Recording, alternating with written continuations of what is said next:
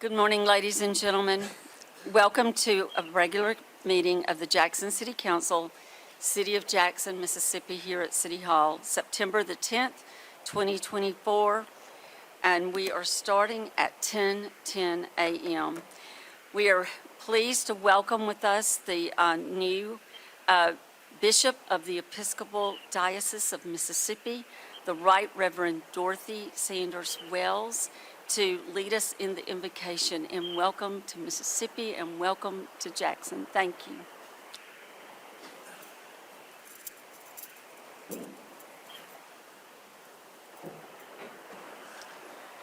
Good morning. Would you please join me in prayer?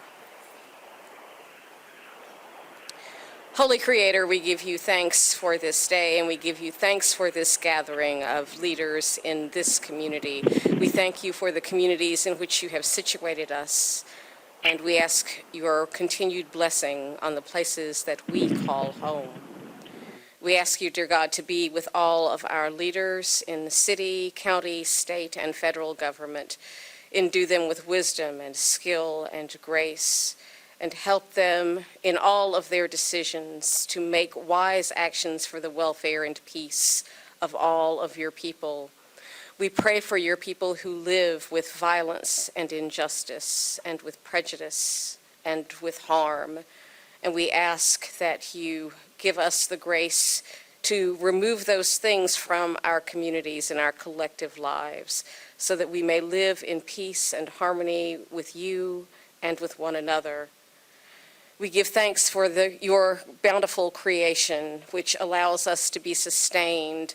And we ask you, Lord, to make us mindful of all of the hands that bring us our food, our clothing, and all of the resources that we get to experience in this world. Make us thankful and make us mindful of the so many persons that you have created who give us so much in this world. We thank you for first responders and for physicians and hospitals and for all of those who care for us. We thank you for law enforcement. We thank you for all of the people who help this world be a safer and better place. And Lord, as we are aware that Tropical Storm Francine is continuing to brew in the Gulf, help us be aware of our neighbors and their needs. Help us to welcome neighbors who come into our community seeking refuge with open arms and with love and grace, reminding ourselves that there but for your grace go we. We ask you all of these things in your holy name. Protect us, guard us, guide us, and keep us in all that we do. Amen. I pledge allegiance to the flag of the United States of America.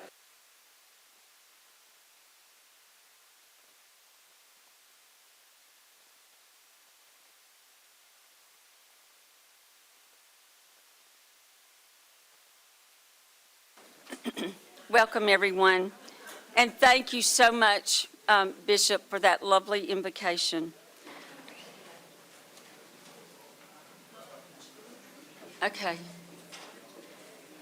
We're going to move now. Colleagues, any introductions this morning? Mr. Banks? Yes, thank you, Madam President. I would like to welcome to the chambers and just say that it's always good to see this person who's a friend of mine, in the position that she is. I want to welcome to the chambers at this time Supervisor Wanda Evers.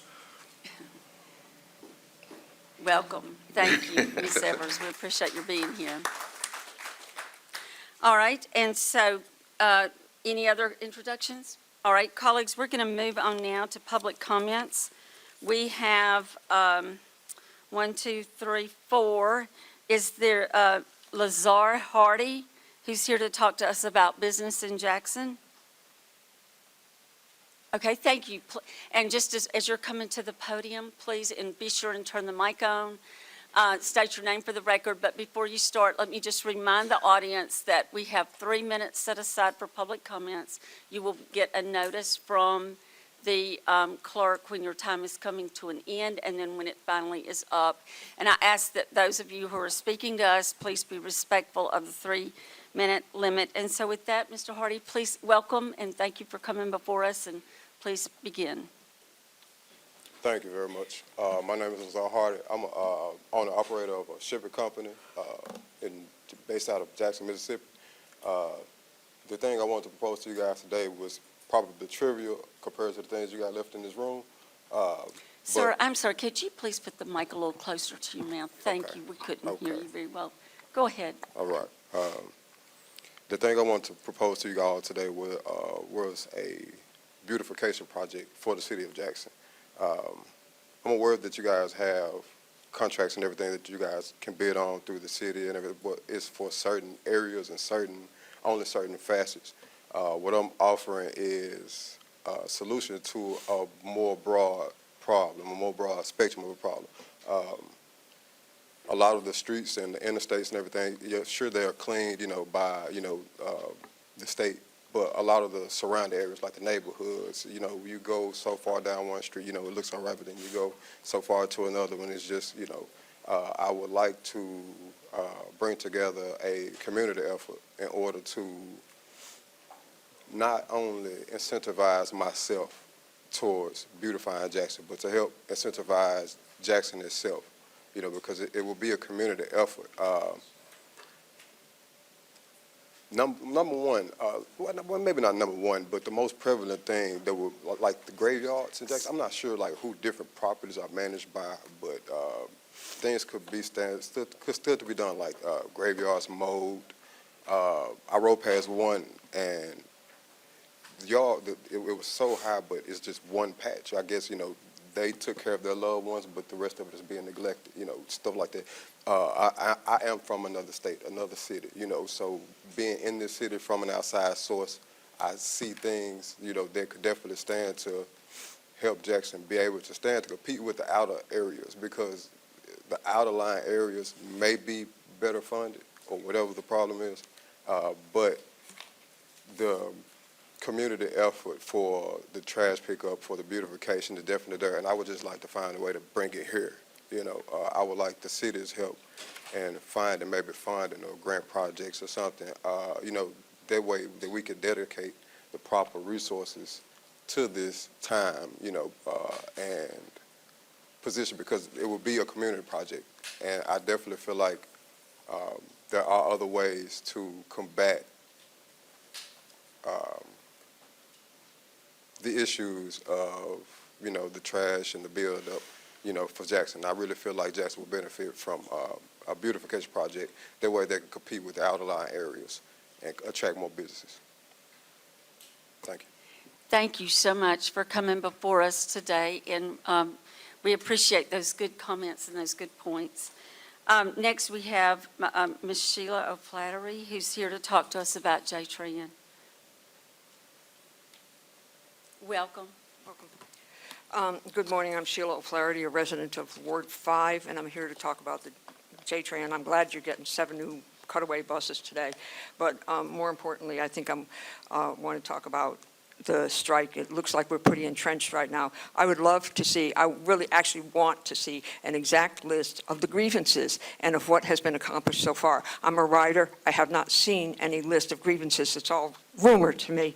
And then I'd like to go on and talk about the impact of it, particularly riders who use paratransit and have no other way to get where they're going. How are they getting there? How are the people who use dialysis getting to and from dialysis? I don't know. Nobody has told me. Maybe somebody will. How are the people who are blind getting to and from work? They can't walk there. How are people getting to medical appointments, getting to the grocery store, getting other places? Many people who ride J-Tran work minimum wage jobs. They don't have enough money to get their own vehicle. I know a man who's using a taxi to get back and forth to work from one side of town to the other. He's not making any money at all at this point, but he is keeping his job. We hope that the strike is over soon so that he can continue and pay his bills afterwards. Let's see. how are people getting to their medical appointments? How are people getting to the grocery store? And how are people who are cleaning the hospital? There's lots of people who ride JTRAN who go to the hospitals, who wear janitorial uniforms, housekeeping uniforms. How are they getting to work? And for those of us who walk, who are able to walk places, the sidewalks are in horrible shape. My councilman will be really happy when JTRAN goes back in business, because he will stop getting texts from me about sidewalks, vegetation completely covering the sidewalks. You have to go out in the street to get where you're going. Drains that are overflowing, you have to go out in the street to get away from the puddles. Broken glass in the sidewalks. There are sidewalks that the city owns the property next to it that are covered with grass. You can't walk on it because of the grass. The dogs are terrible. The dogs are just terrible.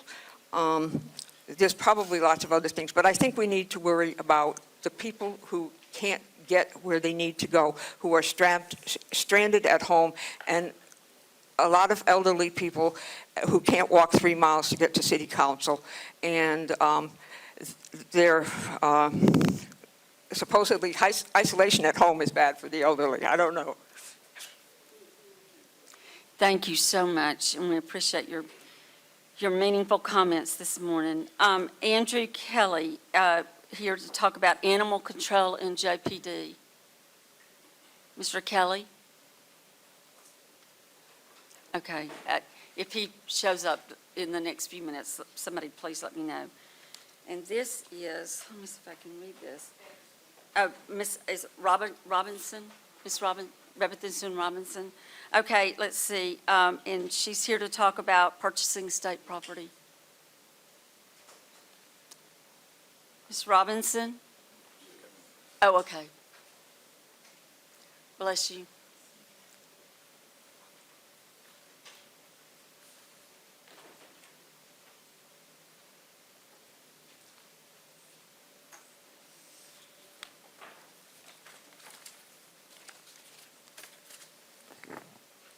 Good morning. Good morning. My issue is the Please state your name for the record. Okay, my name is Bettersheen Robinson, Thank you. and I came once a couple of weeks ago, and I was concerned about all these abandoned houses and how after they tear them down, people that are concerned that want to buy them or purchase the property. I want to know, how do they go by getting the property once they do the tear them down and everything? How do you go by now trying to see, could you get the property, or what do it take, to own this property next door to you? So that was my concern, and I know people, a lot of people do want to try to get the property, and some people just want to go by to see what it takes to get the property. So that's my concern is, how do I do it? What do I do, or who do I see? Yes, ma'am. Thank you, and thank you for reiterating the question. Dr. Omari. Yeah, we have a constituent services department.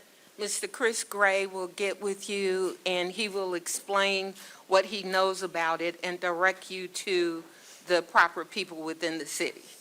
Okay. You see Okay, I Mr. know. Gray? Mr. Gray, raise your This hand. is Mr. Gray right here. And Okay. y'all, you could meet her outside. Okay, she's our final comment, Mr. Gray. Madam Mr. President. Stokes? Oh, wait, I'm sorry, Mr. Hartley had his hand up first. Mr. Hartley? Yes, just one other thing. We have about 1,900 state properties that are available as well.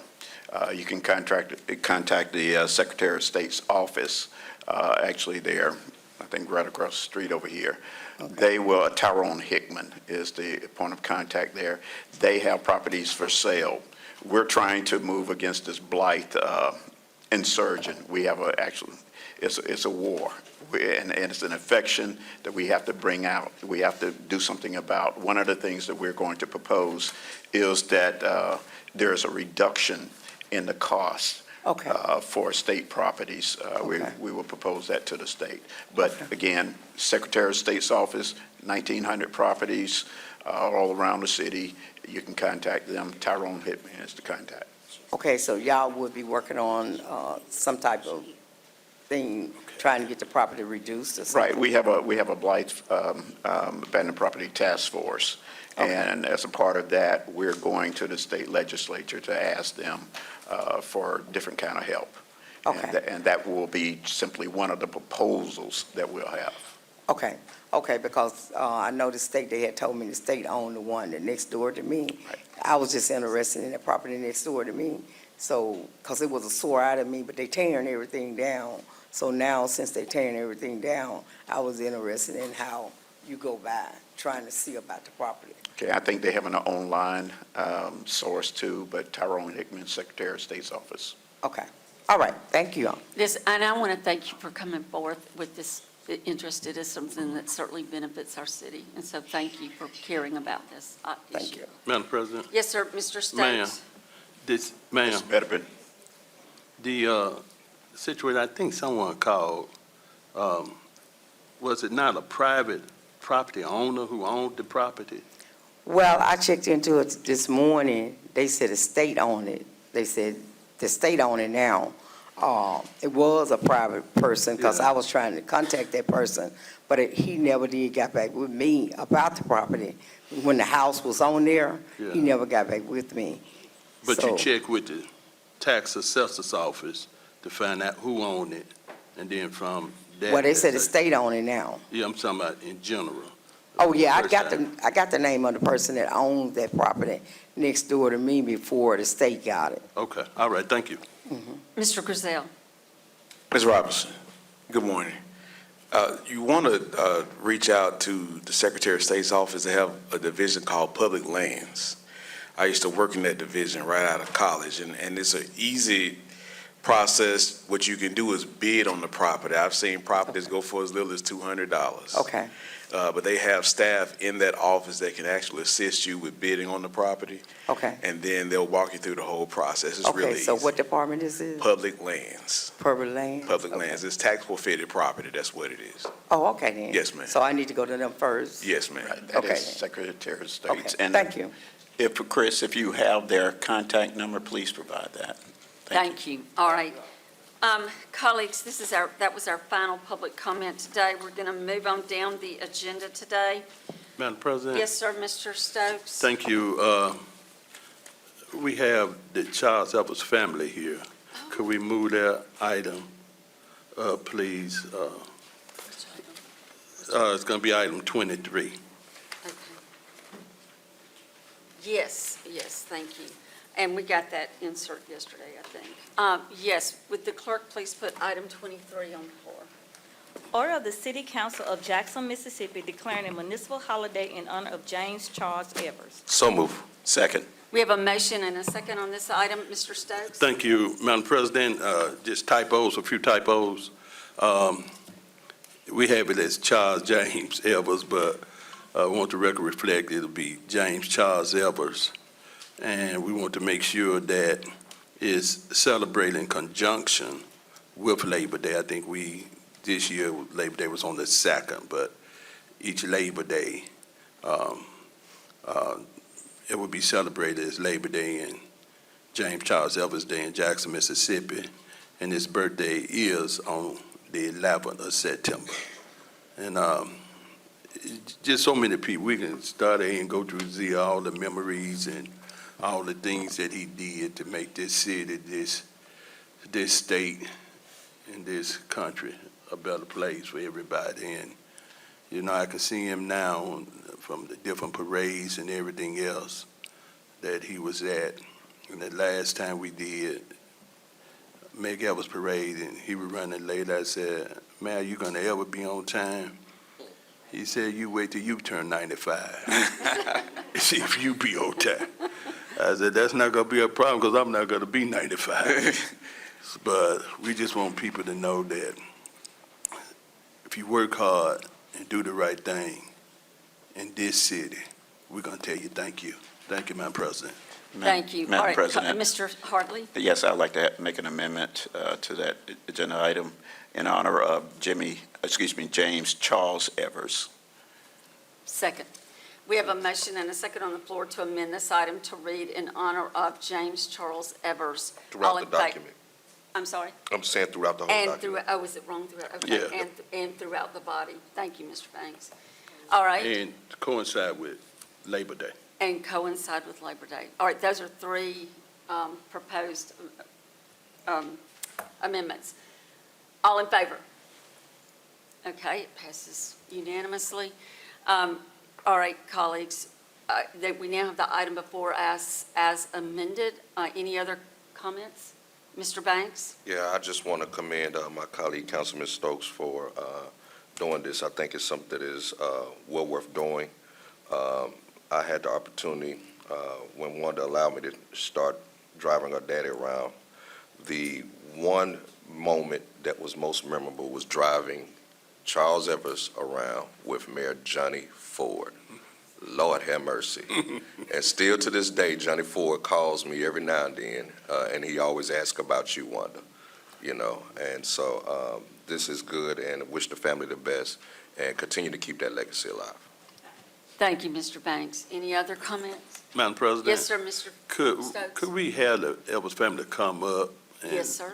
somebody to introduce everybody and Yes, sir. That would be lovely. on tomorrow, Madam President, on Wednesday, the 11th, his birthday, we'll have a birthday party for him at Free Lunch. It's absolutely free at Tom Collins 404 Club or whatever, but we're gonna do a party. He did music and everything. Then on Saturday, we're gonna do a parade in his honor, starting at Freedom Corner with the police chief as the parade marshal and the Evans family. Councilman Stokes, you going to free lines? You going to free lines? Okay. Yes, Ms. Evers, would you like to just introduce the family and maybe make a word Yes, or two comment? this is my sister, Mrs. Charlene Evers Creel, my sister, Mrs. Carolyn Evers Cockrell, my nephew, Chris Cockrell, my brother-in-law, I was his son-in-law, my brother-in-law, Nick, and we are here to thank you all for everything that you all have done, and recently for you all have stood behind James Charles Evers. We are so thankful to keeping his legacy alive. Thank you with all my heart, Councilman Stokes. Yes, ma'am. Because when you called me, I couldn't come Sunday because I was taking care of your Aunt Max. But I thank you so much. We thank you from the Evers family. We couldn't have them all here because everybody would have to leave out. So my sister Carolyn wants to say something. Come on. And who said that? Good morning, to the mayor in his absence, Councilman Stokes, and to the Jackson City Council. Just want to say thank you. We appreciate it. We appreciate you guys. Dad, as most of you know, he loved Jackson. And I would say Fayette, because that's where I'm from. All That's his right, all first right. love. But he loved Jackson. And so to each of you and to the citizens of Jackson, Mississippi, thank you, thank you, thank you. I appreciate it. We appreciate it. Thank you. Got another daughter Thank that you. needs to speak. Good morning, everyone. Good morning. I am Charlene Evers Creel, and we are just so honored for you all to continue to remember the Evers family, and especially our father. We just want to say thank you so much, and we appreciate each and every one of you all. Thank you. All right, colleagues, if there's nothing else to come before this body, all in favor? It is unanimous. Thank you very much, and thank you Thank for you. joining us. Thank Yes. you. Madam President? Yes, sir, Mr.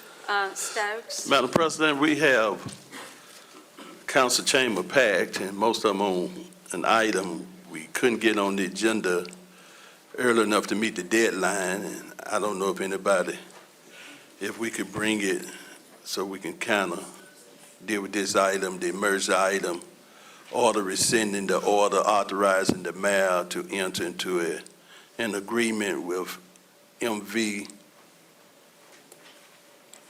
Contract Transportation, Inc., for the provision of operations and maintenance of Jackson's public transportation system, J-Tran, commencing January 1, 2024.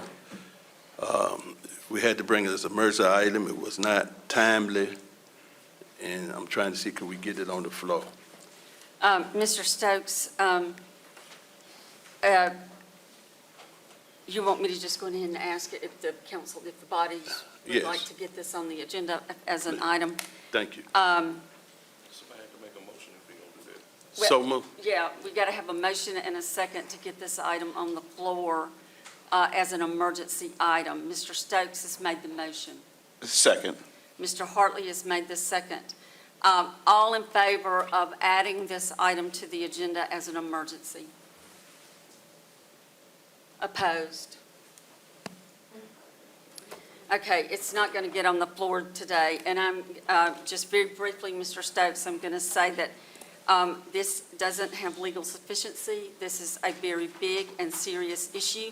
What I would like to do is have time. This hit me by total surprise this morning. Nobody bothered to talk to me about it. And what I would like to do is call a special city council meeting, perhaps even tomorrow, to deal with this item, and we can have time to get legal involved. That's fine. And deal with it then, okay? That's fine. Thank you, Mr. Stokes. All right, now, we are going to move on. Thank you, back- Madam President. You are welcome, Mr. Stokes. Now we're going to move on to introduction of ordinances. Ordinance of the City Council of Jackson, Mississippi, modifying Chapter 26, Article 12, additional requirements for rental housing. Okay, this is an introduction, doesn't require any action. We did have a discussion about this yesterday afternoon in work session. Would anyone else like to have additional discussion from our city attorney on this item? Mr. Foote, Item 2? it is item 2. Okay. It's the one we discussed yesterday in work session about the Yeah. rental. Well, I think this discussion needs to be, we need to, additional discussion for the rest of the council and the people attending. I'm fine with that. I agree with that. Everybody, let's just give it a minute, guys. Everybody, we can't hear. I'm going to ask everyone to please leave quietly. Thank you.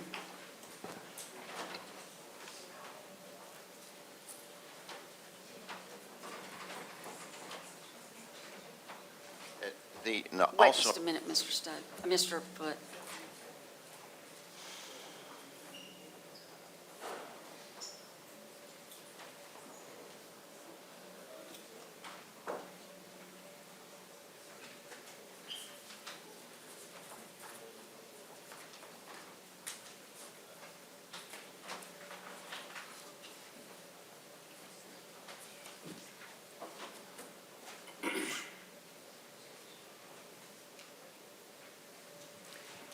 Thank you. All right, Mr. Foote, please continue.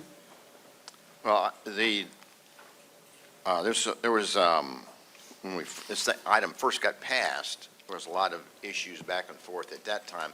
So if you could provide some historical perspective on how we got to this point today. Sure. So the original rental registration ordinance was passed in 2022. And I think the general idea was, we have a lot of rental properties in the city and a bunch of citizens that live in rental properties, but we didn't really have a mechanism as a city to make sure that those properties are being kept properly and safely for the tenants. And so the rental registration ordinance was designed to require registration of all rental properties and also allow for the planning department to conduct regular inspections of the properties to make sure they were in good condition. That ordinance was passed and immediately challenged by the Mississippi Apartment Association on two fronts. One of those was an argument that the ordinance was unconstitutional on its face, and they raised several arguments which were eventually heard by the county court in front of Judge Bell. And the first page of this amendment to the ordinance sort of summarizes what Judge Bell found. For the most part, he held up the ordinance as constitutional, but he did say that he couldn't make a determination as to whether the fees that were being charged were reasonably related to the actual cost of the program itself, which is required by the law.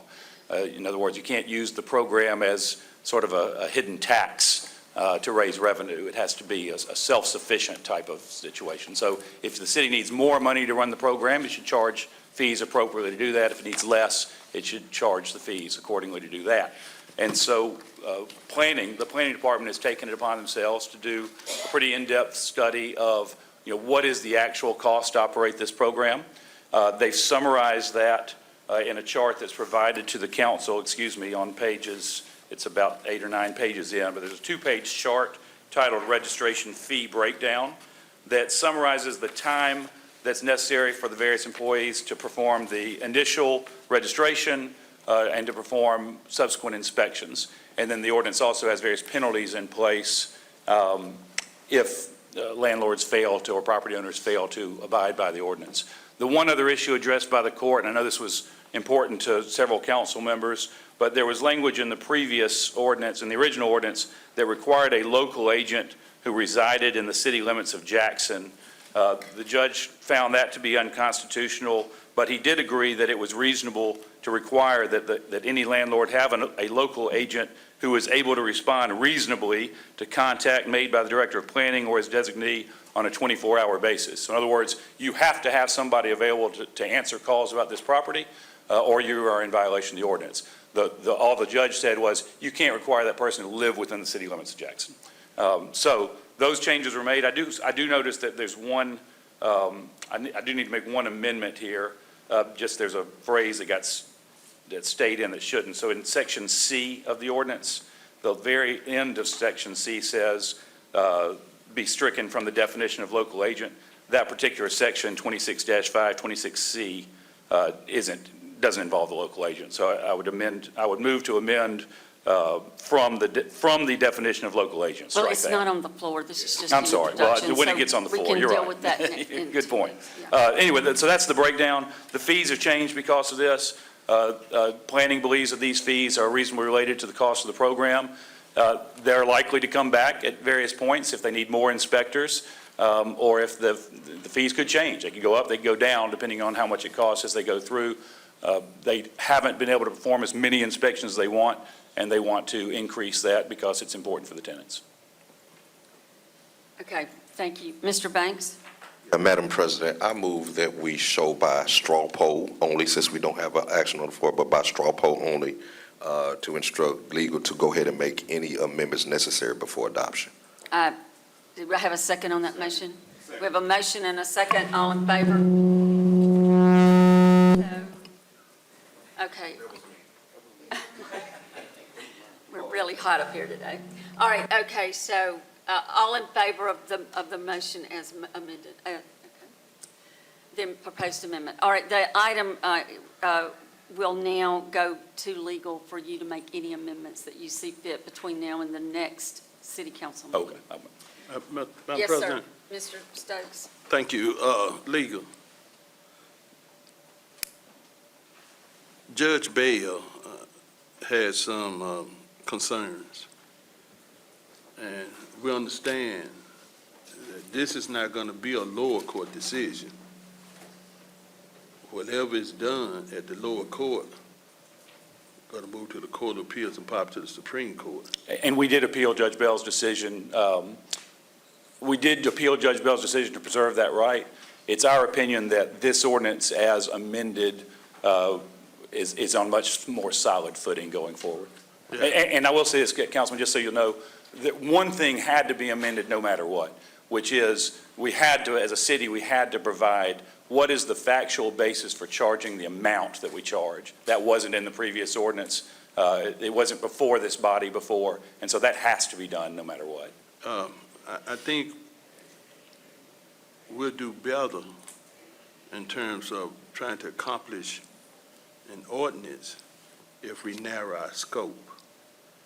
If they're saying that we're trying to get to the bottom of slumlords that's renting properties with no toilets and won't make basic repairs, I think as a whole, the court and everybody else would agree. But you have holistically put all property owners that rent in a category where they're gonna challenge.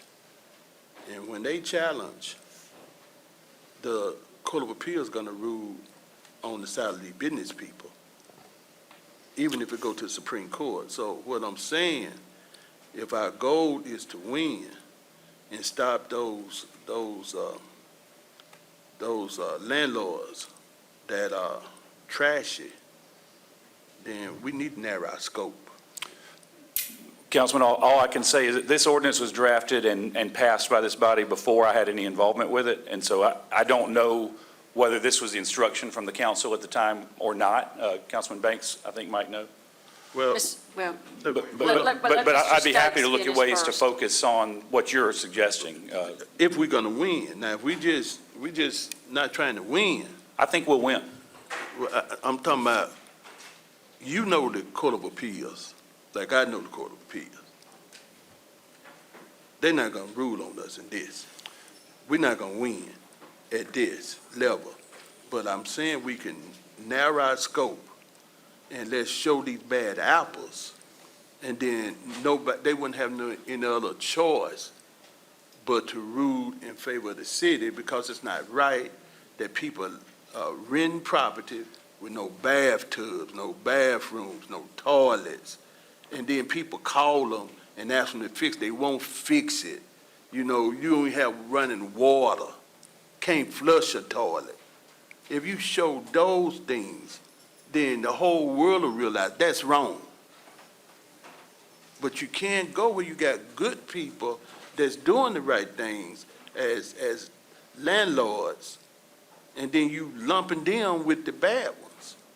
Let's narrow the scope and let's show the bad apples that's out here, and let's get the court on our side.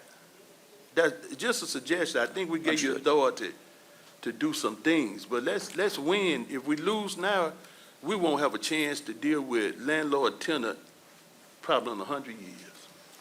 Thank you. Mr. Banks? Yeah, just for clarity, when we drafted this ordinance, and to start, Councilman Stokes, what we did was actually look at the municipality of Clinton and Madison and Ridgeland, because they had rental registry ordinances. And one of the major things that we wanted to deal with was companies like Conrax as well, that are basically keeping Jackson from having a level of home ownership, because a company like Conrax owns 1,800 properties that they rent out just in Northeast Jackson alone. And so it prevents home ownership. The thing that happened is we tried to broaden the scope to be more beneficial for Jackson by adding the local agent and by doing some of the things that the city attorney is now saying taken out.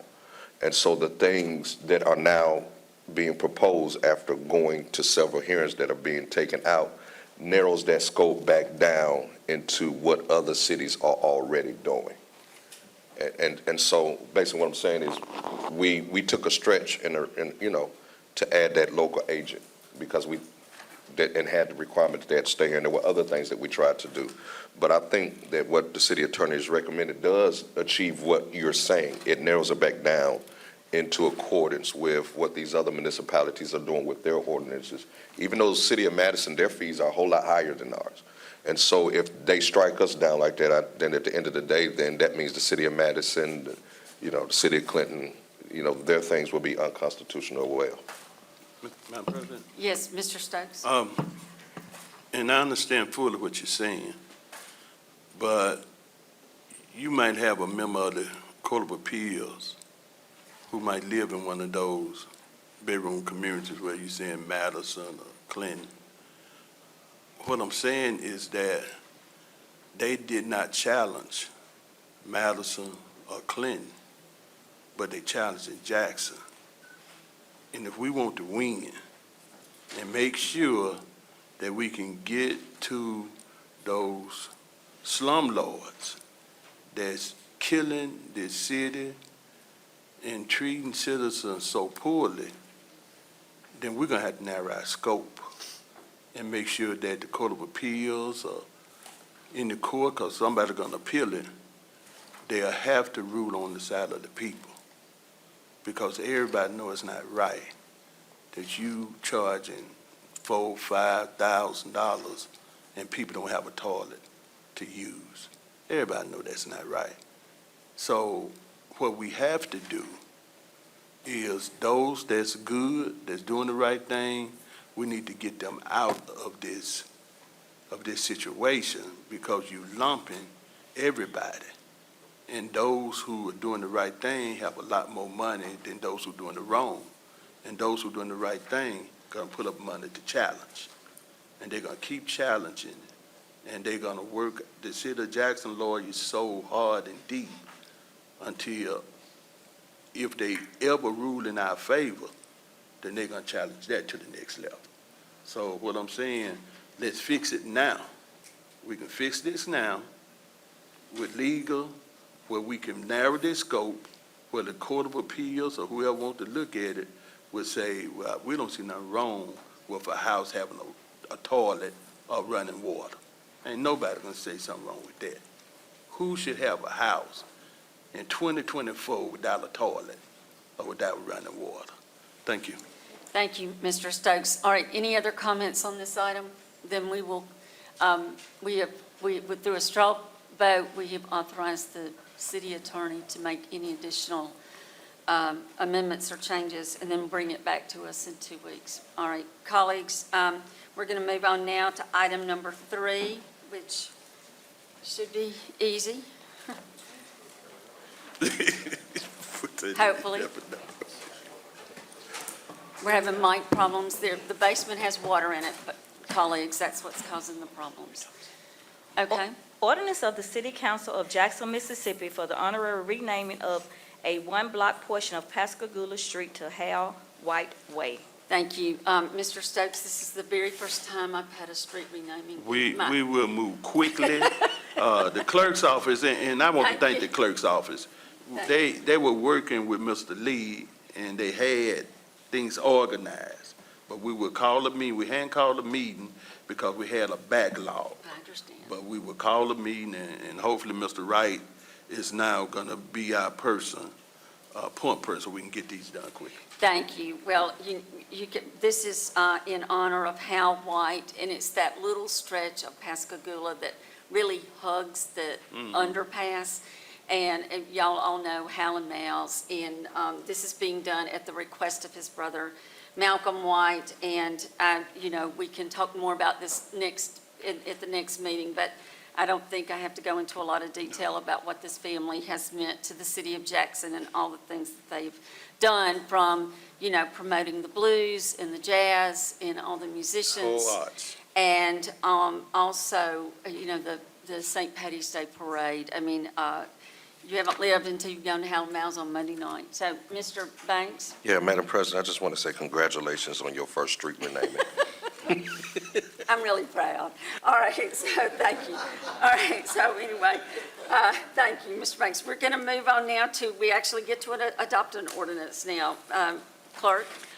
Ordinance amending sections 118-593, 595, and 600 of the City of Jackson Code of Ordinances, Neighborhood Traffic Calming Procedure. So move. We have a motion and a second on this item. We have discussed this at length last week, but colleagues, I know this can be a complicated subject. We also discussed it again yesterday. Does anybody have any additional questions or comments regarding this ordinance? Mr. Banks? Yeah, all I ask is, as soon as we figure out what the procedure is going to be for those neighborhood associations and communities, to begin to get that information as soon as possible. Good point, and certainly if we could get it on our website as well. Listen, we've got somebody, okay, did they get? I think they're muted. All right, there's another one with, excuse me, it just says 1701. Can you get it, Ms. Jordan? Okay, thank you. All right, so colleagues, if there is nothing else to come. Question. Yes, sir, Mr. Stokes? Have we allocated money to Some of the, For requ- speed some, bumps. yes, some of the requests coming before us right now are from communities that have the funds to do it themselves. But we have, Mr. Wright has identified that we have some money in the modernization tax fund that can be used for the neighborhoods that want to install traffic calming, but don't necessarily have the independent means to do so. All of the federal funds are gone. We had federal funds for the longest. That's how we were doing it. Yeah, those were spent several years ago. I mean, that's why we haven't, that's why we have to do this, is because, I mean, we haven't had any traffic calming done in probably 5 years. Yeah, Yeah, it's been that long since we had any federal money. yeah. Thank you. Thank you, and thank you, Mr. Wright, for your input on that. All right, colleagues, if there's nothing else to come before us, all in favor? Okay, it passes unanimously. Thank you, colleagues. We're moving on now. Item number 5, claims. Order approving claims appearing at pages 338 to inclusive thereon on municipal docket of claims in the amount of $2,843,743.95 for and make an appropriation for the payment thereof. So moved. Second, we have a motion and a second on claims. Mr. Malenbecker, we'll wait for you.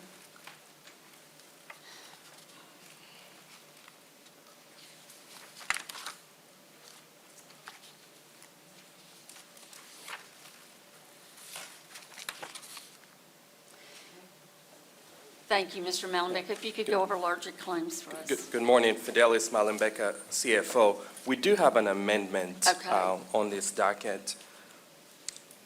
What And is it? The amendment is to remove the payments to automated merchant system in the amount of $14,313.12. In And that was to who, I'm sorry? automated merchant systems, this is Credit card or something? right, that does the chargebacks. There were several invoices, and legal had, I think, a couple invoices they needed to review.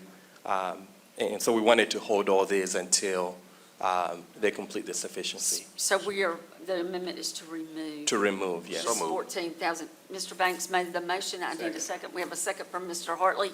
All in favor of the amendment as proposed? Okay, it passes unanimously. Thank you. And we now have claims before us as amended. Mr. Malenbecker, thank you. Larger claims, please. Yes, so the 4 largest claims on this docket are as follows. The first is to Trustmark National Bank in the amount of $783,929 paid out of Fund 1, General Fund. This is for the state tort appropriation for FY24. Second is the Evans Agency Incorporated in the amount of $191,084 paid out of Fund 1, General Fund.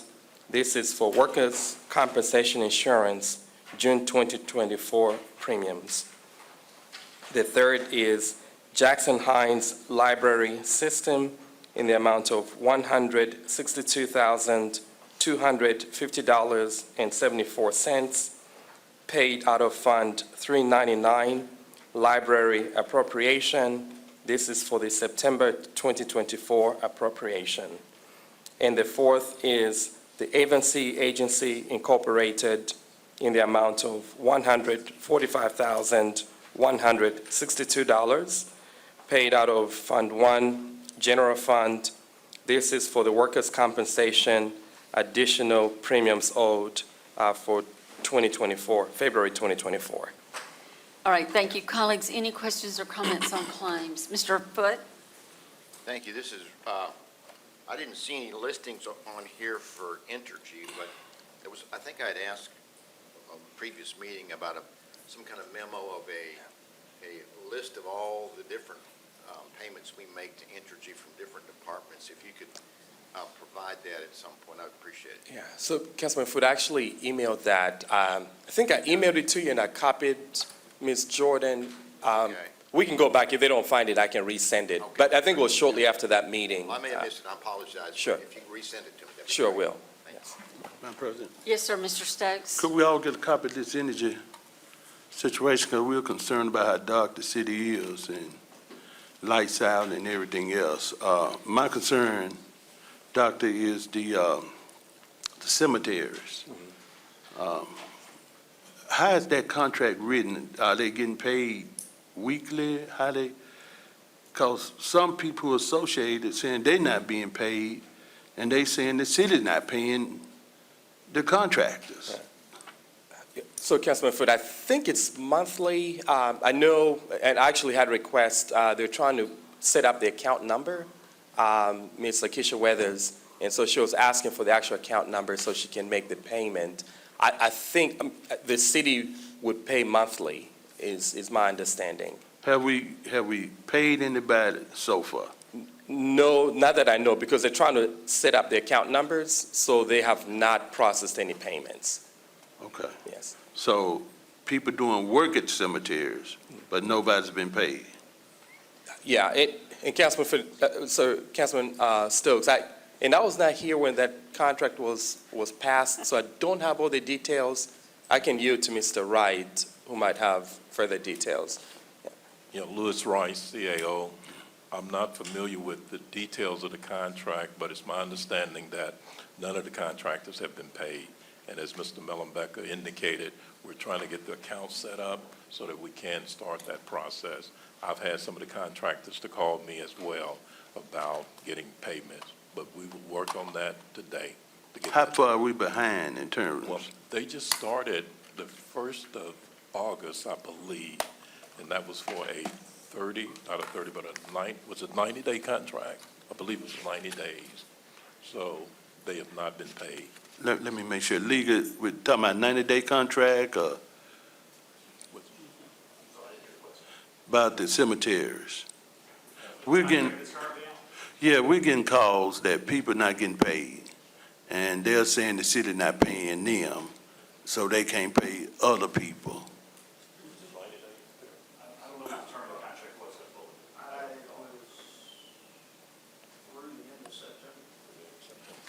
So that's what I'm saying, it's about the end, right? Let us work on that, and we'll get that resolved today. Could you give council members a memo so that Yes. we'll be able to talk to, as they tell us, because we don't know what to tell them. Thank you. Thank you, Mr. Stokes. All right, colleagues, any other questions or comments on claims? Hearing none, all in favor? Opposed? It carries with a vote of 4-2. All right, payroll. Order approving gross payroll, including payroll deduction claims numbered 306892, and making appropriation for the payment thereof. So moved. We have a motion and a second. Any comments on, or questions on payroll? Hearing none, all in favor? All right, thank you, colleagues. We're moving on now to item number 7. Order ratifying and authorizing the submission of a grant application for and receipt of energy efficiency and conservation block grant funds from the United States Department of Energy for the Department of Public Works. So moved. We have a motion and a second on this item. Any questions or comments, colleagues? Mr. Hartley. Yes, just one, and my phone's definitely not working now. Just one quick question. Have we applied to the state? They have can't think of the department name, but they do have an energy grants that they provide. So have we done anything in conjunction with the state? Sandra Lee Bell, Grants Division. I know that the state did get $2 million out of the same funding. We have not yet, but we will be speaking with them as well. Okay. Years ago, I was on the evaluation team. Yes, sir. To evaluate the folks, and we had schools getting air conditioning systems. There's a lot of other projects out there. Yes, sir. But they were giving out money, so if I can think of the name, I think it was some type of development part of the Let me state know. government. Just let me And know. I'll let you know, but Yes, sir. they do have energy efficiency grant money. Good. as well. Thank you. Yes, sir. Thank you, Mr. Hartley. Mr. Foote? Thank you. The 1, 2, The fourth whereas ends with, it says the Grants Division recommends the governing authorities of the city ratify the submission of the city's EECBG grant application wherein the city goal is to reduce energy use by 50% by 2050 or sooner. Now, I didn't realize we had that goal. That sounds a little ambitious to me. I just don't think that's going to happen. I'm just curious who came up with that goal. Mr. Banks? Yeah, Mr. Banks came up with no, I didn't come up with the goal. I did not. Let's see what he has Well, to I'm just say. saying, normally when you have grant submissions that come before us like this, if there's a requirement by that agency or federal grant, they put that in there. Is that a requirement? Did we have to do that? That is a part of the language. We had to say we have a goal of reducing energy by 50%. It's a goal. That means turning off the air conditioning or something like that. Yes, sir. It's a I'm not in favor goal. of turning off the air conditioning. Yeah, to I get understand. the It is just that. It's just a goal. Okay. If we don't meet that, we're not penalized for that, but it is a goal. Yes, sir. Any other questions or comments on this item? This was supposed to be a short meeting. It is. All right, so anyway, Mr. Hartley? If you would, check with the Mississippi Development Authority, MDA, and if you haven't already, they do have energy efficiency grants.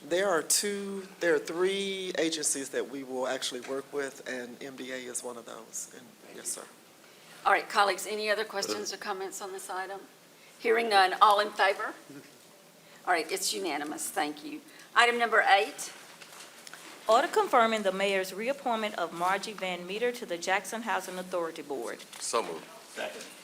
we have a motion and a second on this item.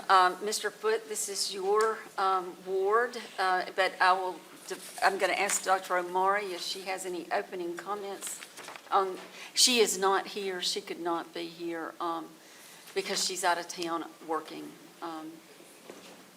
Well, she was recommended to us by the executive director of the Jackson Housing Authority, and she has been serving on that board for quite some time, and she agreed to continue to serve. So we appreciate her willingness to continue to serve, and we are proud to put her forth for reappointment. Thank you, Dr. Omari. Mr. Foote, would you like to make any comments? I just recommend that my council members support her confirmation. Thank you. All right, colleagues, any other questions or comments on this item? Hearing none, all in favor? It's unanimous. Thank you, Dr. Omari and Mr. Foote. Item number 9, Order authorizing the mayor to execute an asset disposition services agreement between the City of Jackson's Police Department and PropertyRoom.com, Inc. for surplus assets management, selling, auction, disposition, and related services of items in the Jackson Police Department's evidence and property room. So moved. Mr. Banks made the second. Thank you. All right, so any questions or comments on this item? Mr. Stokes and then Mr. Foote. Chief, Nick Clark, is this gonna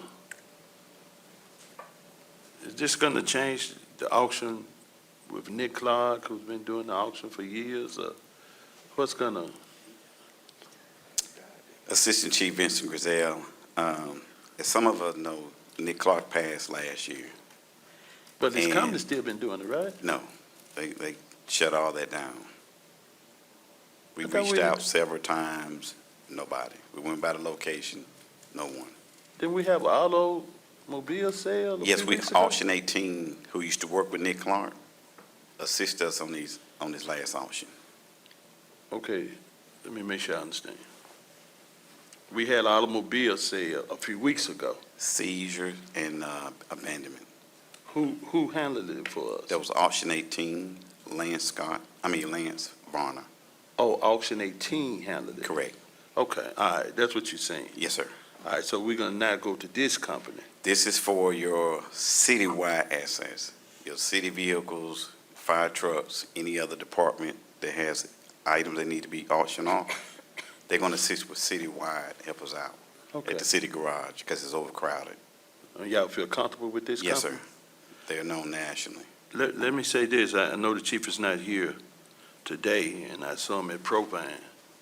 And I saw the things he was saying, and I just support what y'all trying to do. I don't know why we can't get people to listen. The chief's saying we got gang problems here. And I don't know why the superintendent won't pay attention to the police department. Why the police department not at the schools? Well, I'm not gonna ask you to answer that now. Yes, sir. But I am saying, we got to pay attention to these gangs in the city, or somebody gonna get killed at these schools. He closed down these schools, now you got different neighborhoods in these different schools.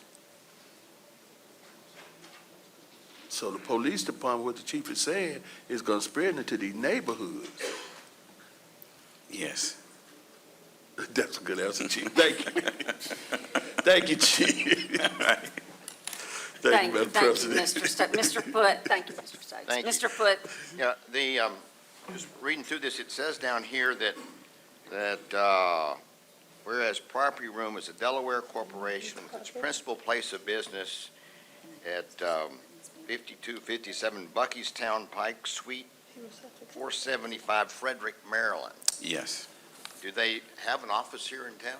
Well, they work out of Memphis a lot. They work out It's of one of their Memphis? locations. Yes, sir. So, And you have the coast, Biloxi, Gulfport area uh-huh. that deals with them. And we check with other departments that have dealt with them.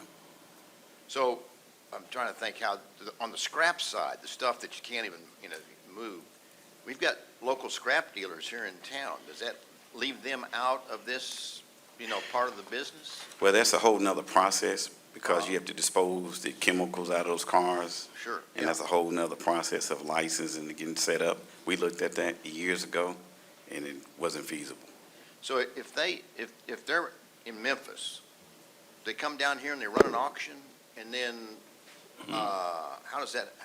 Well, they can people sign up buy as the vendors stuff now. from They the can auction? sign up as vendors and buy all the scrap, iron, or whatever, the burn-up Okay. cars, that's arson.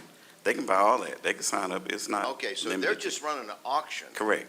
and the people, scrap operators, Correct. they can come in and bid on the scrap, and then they take responsibility for moving it from the motor pool, or the garage to the scrap Correct. yard or whatever. Okay, I just want to make sure I understand how that works. So if somebody, local scrap operators want to participate, they need to reach out to you and find out how to, No problem. okay.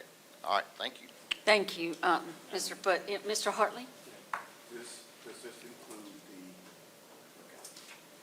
what happened to it? All right, thank you.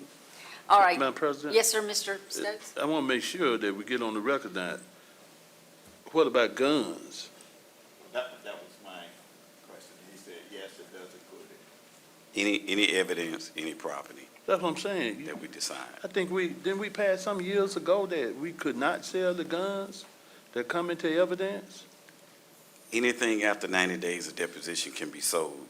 It's just up to the administration whether we want to move on with that process. But that's not written in stone. That's up to the chief. But didn't we pass something? I think city council I don't passed recall something that. that we can't sell guns now, because they were talking to once before about these guns getting back on the streets. And I know at one time, Councilman, the conversation was either we're going to pay to have them destroyed or we're going to make other provisions to remove them. That was the conversation at that time. So either city we're going to pay to destroy what we have, or we're going to move forward with another option. Should be an order, that's what I'm saying. It should be an order that we We ought can to go be back able and to do. revisit that Yeah, before we get to that. thank you. Thank you. Mr. Banks and then Mr. Hartley. I think Chief Griselle just had, Councilman Stokes at one point in time, I think we all, or the majority of us, took a tour. I think Chief Davis was chief, and one of the things that he talked about was having the ability to do it, and it would probably be an outside company. There was discussions around it, and in those discussions, I think the council kind of set the signal that we might not want to be responsible for putting guns back on the street, but I don't think we took any action. Correct. Mr. Hartley? Yes, thanks, Chief Davis. It's okay. Davis in my mind, Chief, Assistant Chief Executive. It's okay. We have a balancing act here. I believe Chief Davis did allow us to go and look at all the weapons and ammunition and everything that's there. And so I believe we have this balancing act. The threat of them possibly working their way back to Jackson. And I don't know if it's going to be going out of town or what this company does. But right now, there's all sorts of ways for bad people to get weapons. We got our pawn shops, we got our sales outside of the city, these fairs and stuff. One of my big concerns, and it's been ever since I took that tour, is the folks over there are sitting on top of a powder keg, in my opinion. Someone have a spark or anything, I'm looking at the liability of a very dangerous situation. And I'm all for moving them out as quickly as possible. What moving them out means, I'm not sure if we want to have that discussion or not. But right now, we're sitting on top of thousands of guns, ammunition that's decaying. Mr. Hartley, I'm sorry. we're getting signals that, Oh, the microphone is on? okay. Okay. Wait, no, Mr. Hartley, I think there's some concern that this isn't a conversation for the public. I think we need to move them as expeditiously as possible. Okay. So what we can do, when we get to that point of evidence, we can have a very closed discussion on how we will all agree to how that looks. Because there is some conversation where the city would not be liable, nor anything activity-wise in the state of Mississippi. Liable for what? If we get to that point, what you discussed. Okay, so it's not a liability issue? Correct. All right, thank you. All right, any other questions or comments on this item while we're still ahead? All right, if not, all in favor? Opposed? Okay, it passed with a vote of 5-1. All right, item number 10. Order authorizing a professional service agreement with Election Systems and Software to provide the City of Jackson with technical support and related services during the 2024 special municipal election to fill the Ward 2 City Council vacancy. So moved. Second. We have a motion and a second on this item. Colleagues, any questions or comments? Madam President? Yes, sir, Mr. Stokes. I don't know if it's true or false. We're hearing they're gonna do paper ballots. It's not gonna be on the machine. Would you like to come explain, Ms. Harris?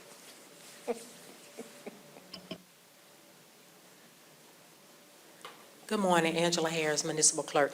That is correct, Councilman Stokes. We only have 10 voting precincts. We're trying to keep the cost down, and this process is not unusual. We have done 2 elections like this in the past. They will be scanned in at the end of the election night with 2 DS-200 machines. The only thing that people concerned about, well, they're saying the fix is gonna be in. Let me just see how they saying. No, sir. They feel a lot more comfortable if you did machines. What, I know we're trying to make sure cost is looked at, but we want to make sure that that these citizens feel that it's a fair, open election. And whenever you start using paper, they start feeling that somebody could do something wrong. And we don't need that idea to even approach anybody in this city. With all the stuff going on, if we had to pay a little more to make sure that the citizens feel that everything is fair and proper, let's pay a little more, because when you start talking paper, somebody's gonna come out, whoever wins, somebody's gonna say something was done wrong. Not just a suggestion, but we're ready to vote when it's time to vote. May I respond? Yes, of course. Councilman Stokes, they are paper ballots, but they are scannable ballots. They are the same exact ballots that will go through a machine, because at the end of the election, they will go through the machine. The ballot bags is locked and sealed. When they are delivered, the seal is verified by the poll managers and the election commissioners. They are signed off. At the end of the election, the same exact seals will still be on those bags, and they will be signed off and initialed by the poll manager and upon receipt by the election commissioners. I agree what you're saying, but how you gonna tell Joe Blow, who gonna tell everybody he know, why the city went to paper ballots if they wasn't cheating? And the bags Now, that that's they what, go into, that's they what they go gonna right into say. the slot, Councilman Stokes. I know what you're saying, but they're gonna question whether this is gonna be a fair election.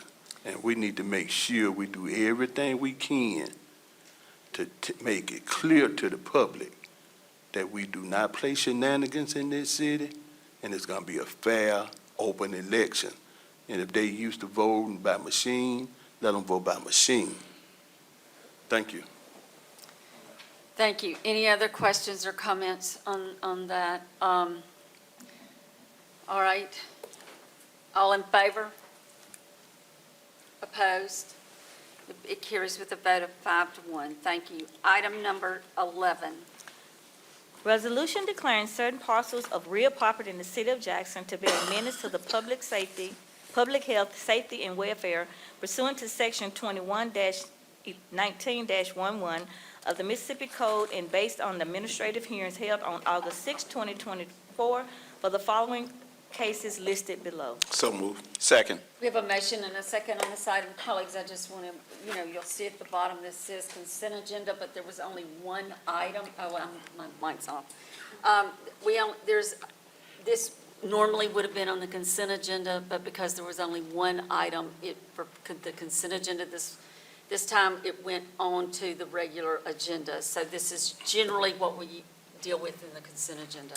So, Mr. Foote? Thank you, Mr. President. I'd like to make a request to whoever the proper person is to get the information for all the properties that have been classified like this, menace to public health. This committee, the task force that's working on abandoned properties, has a map that we've made from the state list. We don't have a map and the proper input to make a map of the cities, the properties that the city's overseeing. So whoever's got this information, if they could get it to myself or Councilman Hartley, so we can get use the Central Mississippi Planning and Development mapping service to get a map of this, so we have a better grasp of where the issues are and how we can deal with them and come up with some solutions. So I guess I need whatever the proper locator is, data as a master list. Latanya Miller, Code Services. So you're meaning with each of these resolutions, you'd like for us to start including a map of the ones listed? No, you don't have to include a map with the resolution. I just need a list of all the properties, not just this, but all the ones that are classified, that maybe the city has control over, and so we can put it into a map form so we can look at it and see how the law enforcement can deal with it and how we can get a master. Our goal is to get a master plan to deal with all this property. So if you can get that information to myself and Councilman Hartley, it'd be great. Yes. Thank you. Thank you. Mr. Griselle and then Mr. Hartley. Thank you. What's your name again? I'm sorry. Latanya Miller. Ms. Miller, are you all still working these properties by zone? We are working them by wards right now. We're trying to get our own beats. When we get enough officers, we'll have our own beats. The high problem areas, we want to have 2 officers per beat, and the ones with the lower, that don't have the big issues, we want to have 1 officer in those. Well, no, 2 years ago, I saw a lot of traction in Ward 4, but now it seems like we're getting a lot less. And I'm getting a lot of questions about, some of the properties that should have been torn down. And also, we were just recently informed, probably a month ago, by Officer Brunson that basically one of these properties timed out, and we're going to have to open up another case on Queens Road between O'Bannon and Sunset. Is that on Queens Road between O'Bannon and Sunset? Yes. Okay, I have to And it's look for that really for you. bad. It was tagged for demolition a while ago. And you said the case was closed? Well, we were told that another one would have to be reopened because it timed out. Yes. Yeah, they do retire due to age if there's no activity on them. If we can get some activity on that, I would really appreciate it. Thank you. Mr. Hartley? Yes. Okay, test, okay. Ms. Miller, first of all, thank you for everything the code enforcement is doing. You guys attended the meeting with the state and made some comments as well, and I appreciate the united force. We've been examining the budget, and I just want to reiterate, this is the time now to make sure we get everything in place to fight this war against blight. So we will be looking at, I think, 8 more code officers, 5 research people. And also, please loop, Councilman Foote mentioned the maps. We need that for planning purposes. We need to be able to show the state how many properties they have, and which we have already, how many the city has, how many commercial, and if we could get perhaps a PDF of all those, then I think we can better make our case to get additional funding, not only from the state, but also from the federal government. But working with them, Maurice Mayberry over at GIS, I appreciate all those products. Okay. Thank you. Thank you. Madam President, Mr. Stokes? how far are we behind? What do you mean by behind? If we pass this today, would it be implemented within a week, 2 weeks? I just heard Councilman It'll be next fiscal Griselle year mention before we that, can, go ahead. that things are timed out. That means that they were scheduled, they've been voted on to be torn down. The city never tore them down. So now you saying it's just gonna stand forever unless we redo it. How far are we behind? I wouldn't say behind, but priorities do change depending on how dilapidated a property gets and feedback from the public, feedback from you all. These would not go to bids until the new fiscal year. And I would have to get with the community improvement and see what they already have budgeted going into the new fiscal year. Okay, So all of these may not be addressed, but we try to pick the highest priorities out of these. Okay, so this voted on in September will be implemented in October, November, or things that we voted on in January, February of 2024, are all those cleared up? I can't say that they're all cleared up. I'd have to look at our reports. Can we get a memo and let us know how far we're behind? For this year, last year? Okay. Thank you. Thank you. Mr. Banks and then Mr. Griselle. Yeah, just for clarity, so then I think this will help Councilman Stokes kind of get an understanding. When you classify these cases, it leads with the year, right? Yes. All right. You see that, Councilman Stokes? Yeah, I So see you see that. 23, 22, But that's the actual year of the case. The people on Marks and Overstreet, it's been a place that's supposed to have been torn down 10 years ago. On what street? Still I'm sorry. standing. What street? Marks and Overstreet, a Marks. burnt structure. It's bordered by Marks, Overstreet, and 11th Road. And they asked me, Kenny, when they gonna tear it down? I said, never. It's been there, It's still a there. residential structure. Yes, it's burnt and everything else. We would put money in the budget for burnt structures. Okay. Marks, Overstreet. All right, I'll look into that one as well. Thank you. All right, Okay, thank you. welcome. And then, Mr. Griselle? I have a case number to give you if it'll help. Okay. All right. It is CE-22-1337. And it was open a while ago.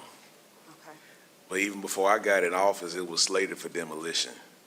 There's a structure back there that's kind of leaned over to the side, but the grass has it's covered up the whole structure. Can't see the structure. Can't see it. And it's owned by a church that's right around the corner. Okay, I'll put all of these on at the top of our list going Thank into you. the new fiscal year. Thank you. Mr. Banks? Yeah, just one last thing, Madam President. I just want to take time to commend the Department of Planning because I remember 2021, 2022, when these items would come before us, you would see a lot of 15, 16, 17, 17, 18. They had to do a lot of work to not only address those old ones, but then also address the duplicates in the system. And so, looking at this and then seeing as many 24s, lets me know that they're moving more expeditiously over there. And I just want to commend the Department of Planning for doing that. Yes, thank you. And I just want to also, the council has been working, the finance committee's been working very hard over the last several weeks. And one of the things that we have committed to making a priority this year is adding additional code enforcement officers to help y'all, Mr. Stokes, which should help move things along faster. Madam Chair. Yes, Mr. Hartley? And I'm prepared to vote for this, but just a thought to the rest of the council is perhaps the House of Representatives for the state has a Jackson Revitalization Committee in which we're presenting our case to them. It might be just food for thought appropriate for us to establish a similar type committee concerning blight or something on the city council. I know we have several initiatives and we have a resolution out there. We have this task force, but just a consideration that we No, do something similar. I thought Mr. Foote was going to follow up with an ordinance, but that hasn't been done. And, Okay. So, I could certainly help get that done, but if you and Mr. Foote want to get together and do that, that would be great. Thank you. All right, thank you. All right, colleagues, all in favor? Abstain, Madam President. All right, you're abstaining. How did you vote? About it. Okay, so it's a vote of 5 in favor and 1 abstention, Mr. Stokes. All right, item 12. Order authorizing the mayor to execute a 48-month rental agreement and related document with Advantage Business Systems for a Conoco Minota Biz Hub C6501 copier to be used by the Department of Planning and Development, Office of Housing and Community Development. So moved. Second. We have a motion and a second on this item. Any questions or comments, colleagues? All in favor? All right, passes unanimously. Item number 13. Order authorizing the purchase of 7 17-passenger ADA accessible cutaway buses from Transportation South pursuant to Mississippi State Contract 8200069338 to be utilized by the city's public transit system, J-Tran. So moved. Second. We have a motion and a second, colleagues. Any questions or comments? Yes, Madam Chair. Yes, sir, Mr. Harden. During the purchase of this, are we looking at the master lease program? And also, I apologize for missing this part of the planning session yesterday, but it's a part of the master lease, and what is the intended purposes here? Turn on your microphone. Christine Welch, Transit Services. This is not a part of the master lease. This is a purchase because we're utilizing federal funds Federal. with an 80-20 match. Excellent, and a purpose. This is going to replace, this is a part of the replacement plan for the transit system. We have older vehicles that have reached their useful life in terms of the federal standards. Okay. Do we have a contingency? Like right now, we have the strike going on. What's our backup plan, or do we have one? Backup plan for service or? Yes, for service. Currently, all of the employees are unionized. We don't have any employees to execute on a contingency plan at this moment. Okay, and what about some type of backup contract or something with a taxi company, Uber, or do we have anything that keeps us from being vulnerable like we are now? Drew Martin, City Attorney. Councilman, those are good questions. The short answer is the city doesn't have its own contingency plan, but the MV, the contractor, is required to have one and is in contact with the administration about what that is. They're required by their contract to have a contingency plan in case of various failures, including for a strike, to mitigate those issues as best as they can. And I don't know if we've received it yet, to be honest, but we should have it either today or very, very, very soon. The plan, I'm Yes. interested in what's happening now out in the field. Is there any plan? Mr. Hartley, we're going to have a special city council meeting about this, and this is a real sensitive issue, and maybe some of this might need to be discussed in executive session at this point. And so if you could just, we'll dig down into it. I'll get with the clerk of the council as soon as this meeting is over and get that set and notify your office. All right? But I do appreciate the questions, but they are very sensitive at this point. All right, any other questions or comments on this item? Hearing none, all in favor? It's for new buses, right? Yes, yes, it's for the, yes, all right, item number 14.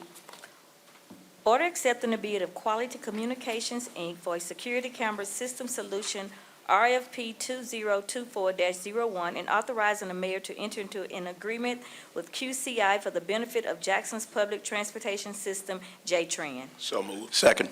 We have a motion and a second on this item. Any questions or comments, colleagues? Question. Yes, sir, Mr. Stokes? Do we not currently have cameras on the buses? This is not for the buses, this is for the facility. I'm sorry. I am so sorry. This is not for the buses, this is for the facility. The cameras on the buses are coming to their end of their useful life as well.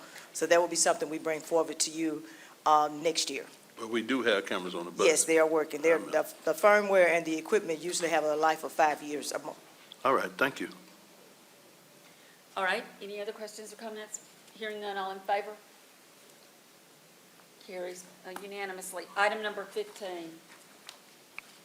Order amending the July 2nd, 2024 order that authorized the mayor to execute contracts between the city of Jackson and various organizations for the use of 2022 Community Development Block Grant Funds totaling $212,611 to implement various public service activities in the Jackson Metropolitan Statistical Area. So moved. Second. We have a motion and a second. Any questions or comments on this item, colleagues? Mr. Stokes? Thank you, Madam President. Normally we have the list of the companies. Do we not have a list? This is a scrivener's error. Can someone just explain this to Mr. Stokes? Yeah, because there are various organizations. Reginald Jefferson, Deputy Director of Housing. Yes, sir, there's normally a list of all of the recipients. In this particular case, there was a revision that needed to be done with 2 of the entities. So that's why you only have the entities that are in the agenda. And the total amount is how much? I'll let my manager who handles the CDBG explain it to you. Stephanie King, Development Assistance Manager. The total amount for the Public Service Award was $212,000. The 2 amounts that you see on there were just entered incorrectly on the original order that you approved in July. So the 2 names that you see there just needed to modify those 2 awards. Okay. Is this the project that's taking place in Midtown? No, sir. These are for nonprofit organizations that do public services across the city, crime prevention, youth and elderly services, healthcare, and things like that.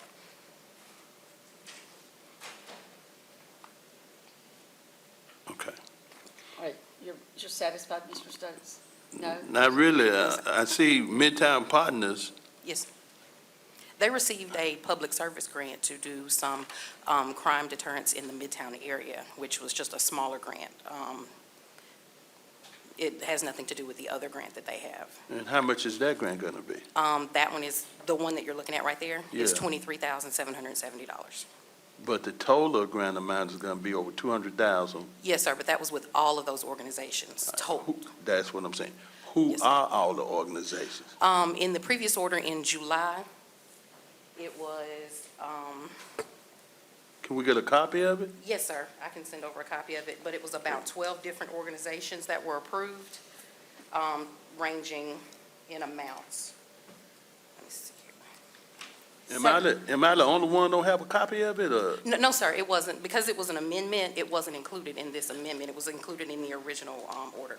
But if you'd like, I can send that over, the original one that you approved. I have it right here. Yeah, thank you. All right, and just so for clarity, what is before us today are corrections to the July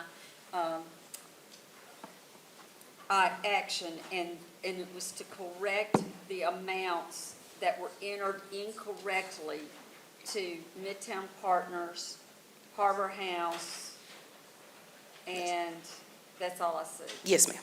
That's all. And so that, it was just a correction of the amounts they are to receive. Yes, ma'am. All Yes, right. ma'am. Madam President? Yes, sir, Mr. I Stokes. can understand correcting the error, Yes, sir. but council members need an opportunity to have it in front of them. Understood. You know, when we take these votes, we need to know what we voting on, even though you say we voted in July. You know, it's just the right, proper thing to do. Give us The original. and let us see. And that way we don't make mistakes when somebody asks us, well, how did you vote for this? You say, well, I don't know nothing about it. No, I agree with you, Mr. Stokes. It would have been very helpful to have the original order Yes, in front of us today. So anyway, but I now understand it. Yes. All right. Anybody else have any questions or comments about this item? Mr. Hartley? Well, not necessarily about this item, but to contact your office concerning the CDBG portions, how do we do that? It's the Office of Housing and Community Development, 960-2155. Thank you. Yes, sir. All right, thank you. Any other questions or comments on this item? Hearing none, all in favor? Opposed? Okay, so voted 5-1. All right, now we are moving on to item 8, is it 18? 16.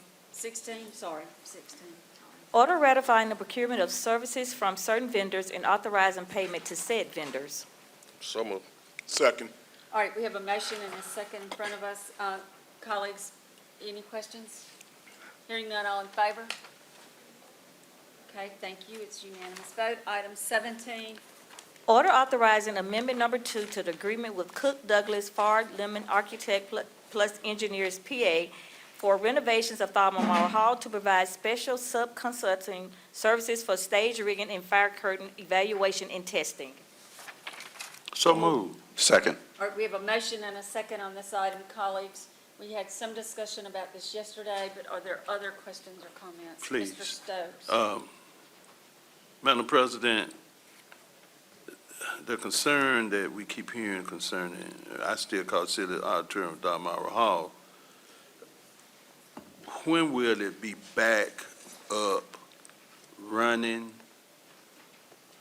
I know it hadn't been a year ago. I was there. It was in good shape. I'm talking about the renovations and everything else. When can we expect Dalmara Hall to be back up? I keep hearing that the state sent money, everybody's sending. Do we have a time plan and a plan, a time schedule or a plan? Mr. Wright, I don't see, here's Mr. Williamson, I believe. Drew? The short answer, Councilman, Drew Martin, City Attorney. Short answer is, I don't know the exact time frame, and Dr. Scott or Mike would be the best people to ask for that question.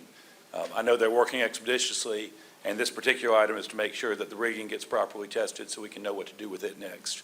But I But don't we know. do have the money. All the money is in place. For this, why don't you, You're 4 to 8. welcome to speak, You're welcome to speak, Mr. Wright. He like giving hand signals. Like I'm on the runway. Louis Rice, CAO. I've just been informed by communication, 4 to 8 weeks. Okay. Everything would be complete, That's our understanding. okay. Okay, now, when, Make sure he understands. do we need to, Remediation. Remediation, okay, Which do is we need, separate from what we're voting on today. right. okay. Do we need to change out anything? That's part. The short answer is that's what they're testing to find out. There is a There is certainly a chance that there will have to be work done to either repair or replace some of the rigging. There is work that's going to be done to put in a new elevator. There is work that's going to be done to put in a new HVAC system. I think there's going to be work to the hydraulic lift for the orchestral portion of things. That's what I we think need. all of that together, I don't know that plan, but that won't all be done in 8 weeks. Can we get that in writing? Get something in writing so we'll have something, and finally, what about chairs? Do we need, because they had just kind of renovated, I thought. Do we need to change our chairs? That I Are we don't just know. gonna try to clean up No. everything? Oh, that's part of the remediation process. That's So part of the so it'll depend on, remediation. We don't have to change out furniture. They've told us what we need to do Okay. to decontaminate or whatever, thalliumar, Okay. right? And most of it is just really wiping down hard surfaces with, Clorox and like that? Yeah. Yeah, okay, yeah, okay. and replacing some carpet, right? Okay. Some sections of the carpet. Do we- And that's it. Do we have humps in the floor, or all that is good? Okay, thank you. No. Thank you. All right. Worthy discussion? Thank you. Yes, thank you. All right, any other questions or comments on this item? Hearing none, all in favor? Thank you. It's unanimous. Item 18. Order ratifying procurement of traffic signal repair services at various locations from Bucket Works, Inc., and authorizing payment to said vendor. So moved. Second? We have a motion and a second on this item. Any questions or comments, colleagues? Hearing none, all in favor? It is unanimous. Item 19. Order ratifying procurement of services from Universal Services, LLC, and authorizing payments to said vendor. So move. Second. We have a motion and a second on this item. Any questions or comments, colleagues? Hearing none, all in favor? All right, it carries unanimously. Thank you. Item 20. Order ratifying procurement of parts and repair services by the municipal garage from various vendors and authorizing payments to said vendors. So moved. Second? We have a motion and a second. Colleagues, questions? about Yes, this? comments. Mr. Hartley? Mr. Wright, I guess, Mr. Wright or the administration, I'm looking through this and I'm seeing some invoices back to 2022. Okay, and I understand that we are in the process of fixing our financial processes. My question is this: is it possible to include with the payments a form letter from either the council president, the mayor, or someone, first of all, apologizing for the delay? I mean, we've owed these folks for several years now.